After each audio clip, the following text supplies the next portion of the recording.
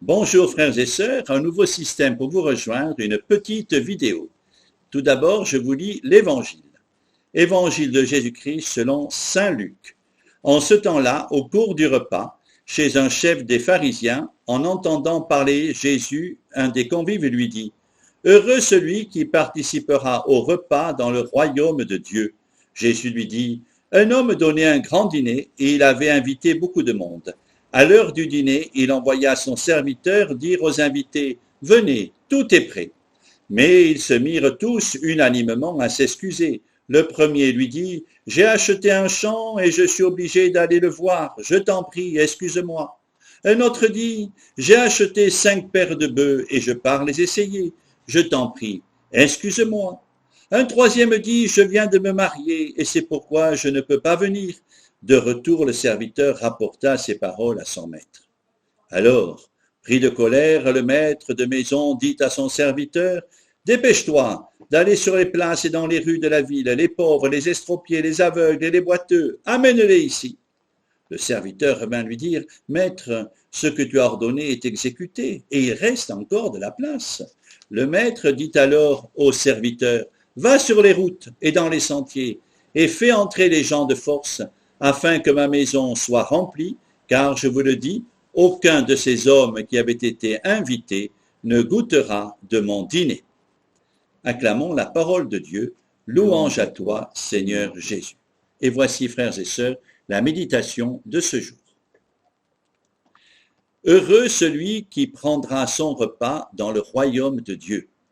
Le repas est un moment important de la vie humaine. Les évangiles nous rapportent beaucoup de repas de Jésus. Nos repas de la terre sont une image et une annonce du festin messianique dans le royaume des cieux. L'Eucharistie que nous célébrons a repris ce symbole du repas. Jésus reprit, un homme donnait un grand dîner.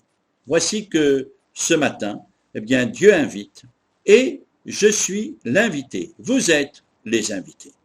Mais tous se mirent à s'excuser. Quelles sont nos excuses habituelles pour refuser l'invitation de Dieu? Qu'est-ce qui, dans ma vie, prend la place de Dieu? Jésus dit, va-t'en par les places. Et voilà que ça recommence. Jésus tient beaucoup à toutes ces catégories de malchanceux. Ce sont eux qui sont invités à la table de Dieu. Les riches, eux, sont empêtrés dans leur propriété, mon champ, leurs affaires, mes bœufs ou leur bon petit bonheur familial, mon épouse. Quand on est satisfait de ce que nous avons, eh bien, ce qui est sûr, on n'a besoin de rien. Être pauvre, frères et sœurs, c'est être insatisfait. Et le chrétien est toujours insatisfait. Et même la foi nous rend intranquilles. Seigneur, que nos affaires ne nous empêchent pas d'être disponibles. Aide-nous à toujours être prêts à répondre à tes invitations. Et voilà qu'il y avait encore de la place. Quel ramassis! Lorsqu'ils se sont regardés les uns les autres, ils ont vu une bande invraisemblable. Ce n'était pas un gala bien chic, pas du tout. Telle est la volonté de Dieu.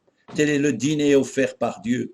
Telle devrait être l'Église dont nous parle si souvent le pape François. L'Église doit être un hôpital de campagne, c'est-à-dire une Église bienveillante à tous les souffrants, une Église qui nous sauve de toutes les misères. Jésus nous demande une fraternité bien difficile. Mais n'est-il pas urgent pour notre monde que les chrétiens prennent conscience de l'originalité de l'Évangile et des responsabilités que nous avons prises en recevant le baptême? Quelle est la différence entre les chrétiens et les autres? Eh bien, c'est cette exigence extraordinaire d'un amour universel, tant et si bien que le prochain saint qui sera canonisé, c'est le Père Charles de Foucauld, que nous appelons frère universel. Amen. Alléluia, frères et sœurs.